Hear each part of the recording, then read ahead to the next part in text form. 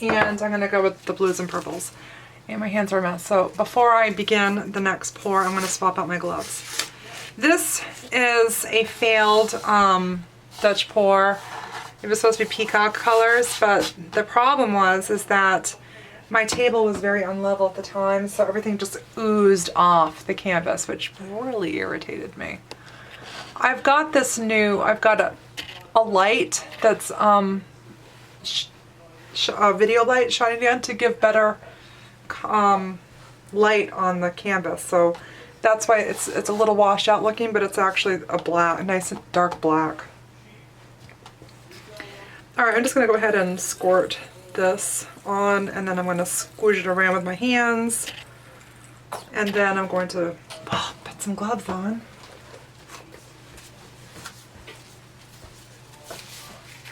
I really love greens, although I will be doing a giant, I have a really massive canvas, and I'm going to be doing my own cloud pour with black, silver, gray, and several shades of gray, maybe some blue gray, and maybe some navy, the Prussian blue or something to highlight, because I do have some of that in my bedroom.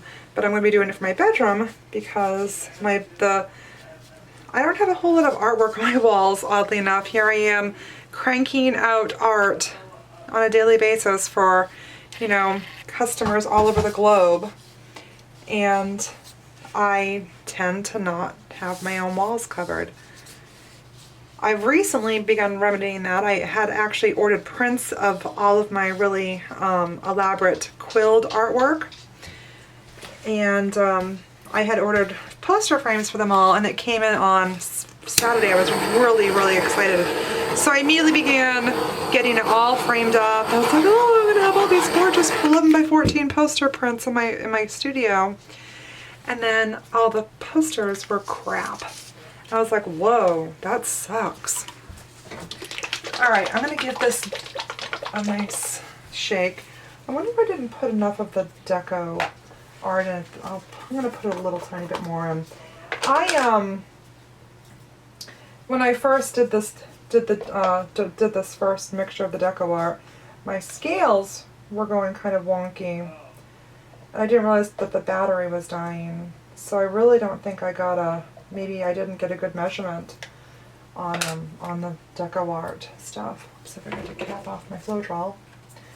I also have the red in the deco art satin enamels, so that's kind of an interesting concept, and I've been trying to think, do I have enough red colors to be able to go through and do that? And I don't think I do. I just checked a minute ago, and I've kind of all the reds look the same.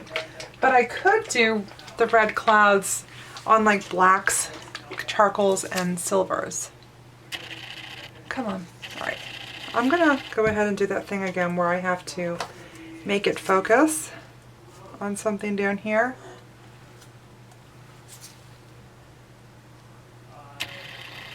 And then turn the autofocus off.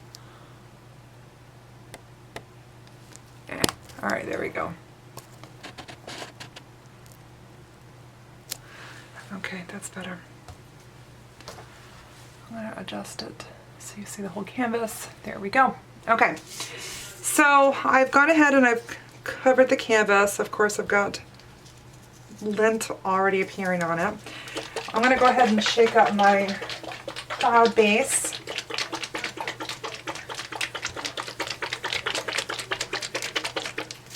And let's go ahead and start this. I'm gonna go ahead and fill the bottom of this up with my cloud mix.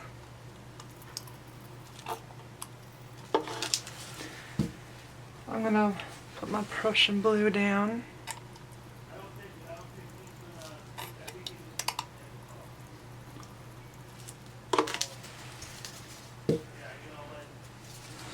I'm gonna do my sky blue. I'm gonna do the dioxazine purple. I've actually never used dioxazine purple before. I got this when I was gonna do a purple pour for her customer, but it felt like she never got a hold of me, so I didn't end up doing it. I bought all the paint and all the canvases for it, and then I didn't end up using it. Okay. Okay, and we're gonna go one more layer here with the Prussian blue. I wonder if I should put just a tiny bit of the Deco Art white in the center there. I don't know. I'm probably gonna totally screw it up by going out of sequence like that, but whatever. I'll go ahead with the blue, pop in some gold, and then I think I'm gonna top it with the blue. Because that's the color that I want to be dominant.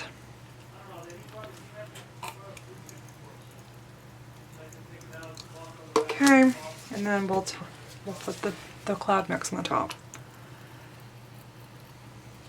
I'm not really good at remembering recipes. I watch something and then I get distracted and I forget to write it down, blah, blah, blah, blah. So.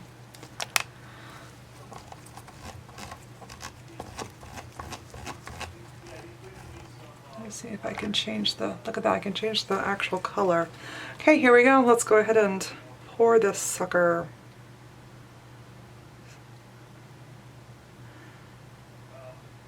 This was just Prussian blue, sky blue, Deco Art white, and and the purple and the Artist Loft Old Gold. That purple is just freaking gorgeous in this mix down here.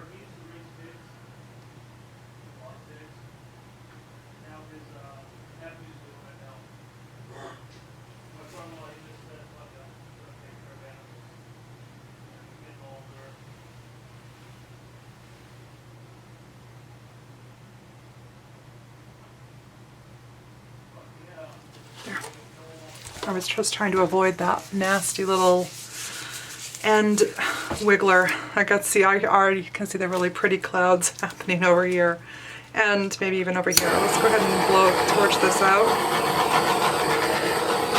Oh, look at that. This is the bane of my existence. Cat hairs. All right. It's kind of odd because the biggest portion of my business is all to do with cats. It's ironic. I'm just trying to make room here.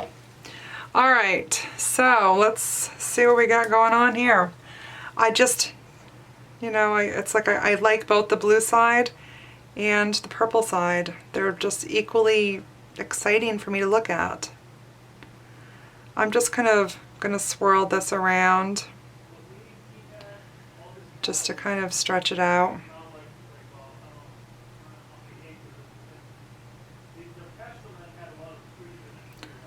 Go ahead and let's push the blue over to the corner here. I'm going to kind of try to catch this. Oopsie. And I want to kind of go off over here.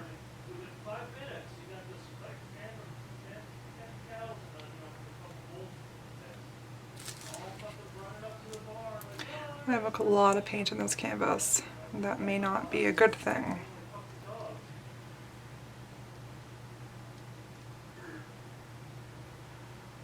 Sometimes I get kind of irritated because it's like sometimes you get these amazing effects with a portion of the pour that will actually undoubtedly spill off the canvas, and then it's just kind of like, oh, you're kidding me. I love that swirl that's going on, that S shape. I just don't want it to start turning into zigzaggies. Just trying to balance the paint here. Let's pull her down across like that. God, I love the clouds up there on that side. Those are gorgeous. I'm going to spill off all that. Yep. And I'm just going to go ahead and just I guess go for it. Just let it happen here. What becomes of it becomes of it. Let the painting paint itself.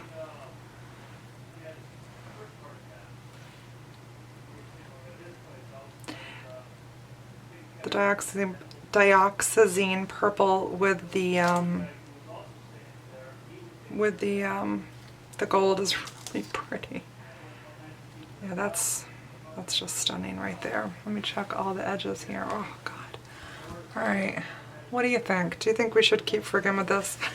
I used to say, let's keep frigging with it, and then I'd realize it's just never a good idea. Once you get to a point where you like something, I just think it's important to just stop. And this canvas has a lot more paint on it than the other ones that I did tonight. So I'm gonna kind of make sure that all the edges are cleaned because I don't want it pulling everything off. Although this table is nice and level, so it should not be a huge issue. Maybe a teeny weeny little bit, but nothing major. That's really pretty. Looks like some new big cloud cells are opening up. I guess I wasn't expecting that it would be quite so purple, but boy, oh boy, I love this effect. It's just stunning.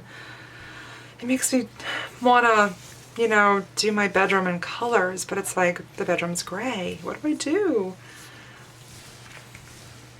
I suppose I could do a yellow. I actually could do a cloud pour with yellows, grays, blacks, and whites for my bathroom because I did get a couple of big canvases. Although the really nice tier 3 canvas that I got, the big Honkadonker, that one is specifically for the bedroom. And that's the room that I have the most wall space in right now. Anyways, this couldn't have come out any more stunning in my opinion. I'm really, really thrilled. The first one I think really matches the other one well as far as like the colors are concerned, because so it could be kind of like a diptych. And then this one, I'm going to turn autofocus back on, so, and I'm going to zoom in here just a little bit. I don't have my long lens here, I just have my short 18-55, so I really can't tell what I'm doing, but I'm trying to increase my brightness, but I guess it's not going to happen because I don't know how to do it from a distance. So anyways, this is the beast. What do you think? I'll zoom back out so you can see the whole thing. I'm really pleased. I think it came out lovely. I'm hoping that it dries just like this. Now I noticed in the other one when I torched it after the fact, I ended up getting kind of a lot like a mist effect. I really don't dare to torch it, but I don't want, so did you see that? All those white dots appeared.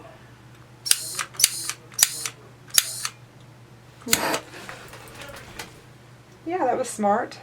I just torched my hand. I don't know if you can see it, but oh my god. Yeah, I just blew the torch right there in my hand. Look at that. That's a nasty torch wound. Oh, I'm disabled.